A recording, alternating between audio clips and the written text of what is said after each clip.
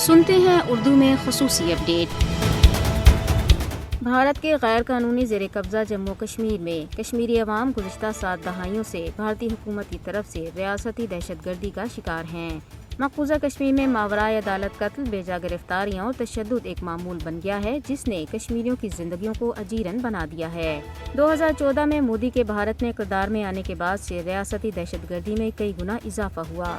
مقبوضہ کشمیر میں بھارتی فوجی بے دردی سے کشمیریوں کو جعلی مقابلوں میں قتل کر رہے ہیں۔ جنوری 1989 سے 31 دسمبر 2021 تک بھارتی فوجیوں کے ہاتھوں 95,948 کشمیری شہید ہوئے۔ بھارتی فوجیوں کی طرف سے نام نہاد تلاشی کی کارروائیاں، چھاپے، توڑ پھوڑ اور چادر اور چاردیواری کے تقدس کو پامال کرنا آئے روز کی کہانی ہے، جس کا مقصد کشمیریوں کو ان کے حق خودارادیت کی جدوجہد سے دستبردار کروانا ہے۔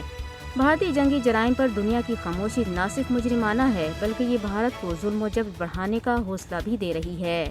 مودی حکومت مقبوضہ کشمیر اور بھارت میں مسلمانوں کی نسل کشی کے منصوبے بنا رہی ہے، جس کے بارے میں روانڈا کی نسل کشی کی پیش گوئی کے ماہرین نے خبردار بھی کیا ہے کہ بھارت میں مسلمانوں کا قتل عام کیا جا سکتا ہے۔ جینوسائیڈ واچ کے بانی گریگوری سٹینٹن بھارت کے مسلمان مخالف حالات کو روانڈا کے واقعات سے تشبیہ دے چکے ہیں۔ جینوسائیڈ واچ کے بانی کا کہنا ہے کہ مودی کی قیادت میں بھارت مسلمانوں کے لیے خطرناک ملک بن چکا ہے اور بھارت میں مسلمانوں کے قتل عام کا قوی امکان ہے۔ انہوں نے واضح کیا ہے کہ بھارت کے ساتھ ساتھ مقبوضہ کشمیر میں بھی مسلمان نسل کشی کے دہانے پر ہیں۔